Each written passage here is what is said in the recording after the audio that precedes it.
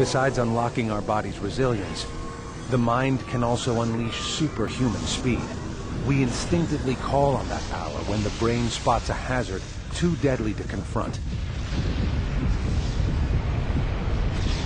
Rather than face it, we push our bodies to the limit to escape.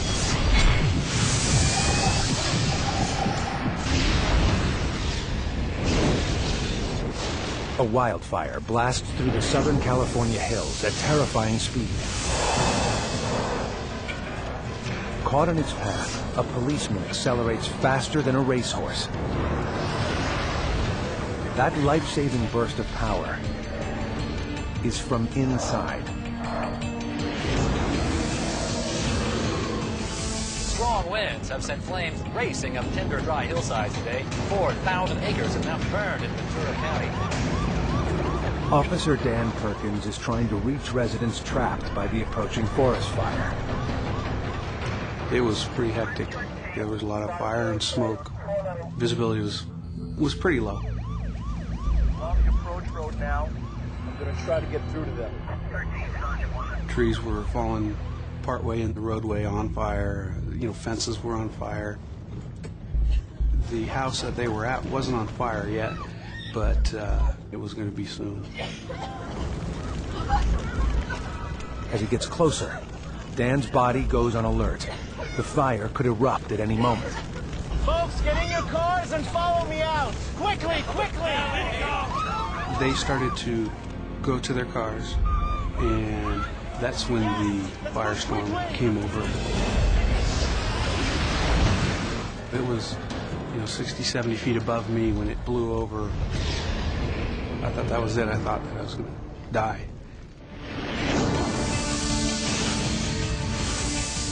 An exploding fireball can outpace an Olympic sprinter and normally would engulf Officer Perkins. But his heightened state of alert triggers a powerful biochemical reaction. Adrenaline sends his body into overdrive, cutting loose strength he didn't know he had. Adrenaline is a very neat hormone. You focus.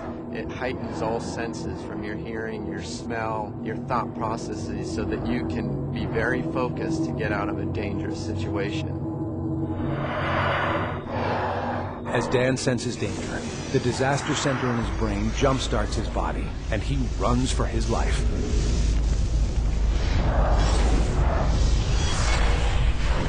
That instant response triggers a series of critical reactions.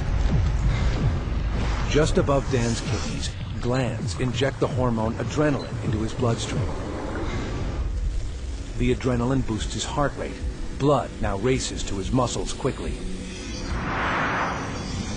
Adrenaline signals his liver to flood the body with glucose, blood sugar for fuel.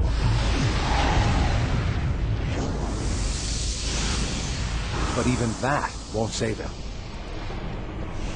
What really kickstarts Dan's sprint for safety is instant energy. It's there in our muscles, stored for just such emergencies. The human body has a great resource in that it stores energy in preparation for emergency situations. And it's kind of like a high-energy battery.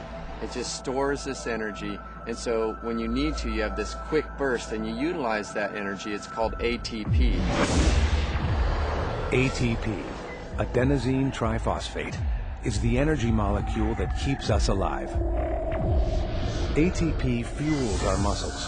It can be made by burning glucose or fat.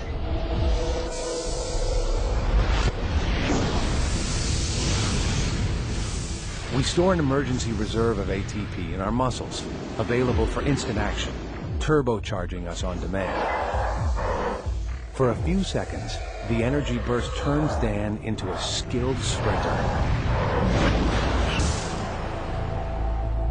The 100-meter sprint, the ultimate test of human speed.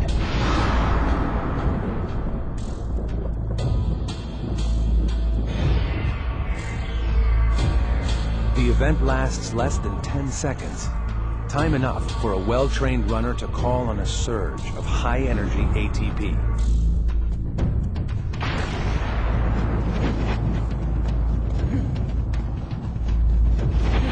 For 4 precious seconds, his body accelerates at the maximum, consuming its emergency ATP supply.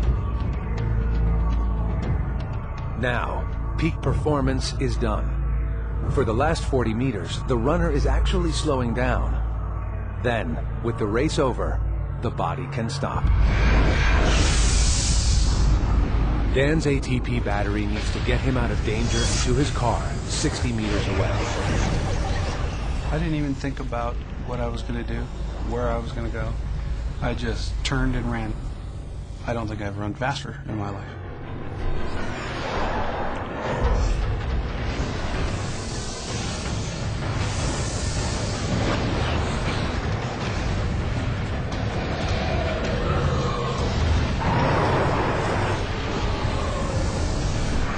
For a few key seconds, Dan has pushed his body to its limits. Just long enough to keep him alive. Once I backed out, that's when I realized what just happened. I just shocked, and then I realized I had to go back in.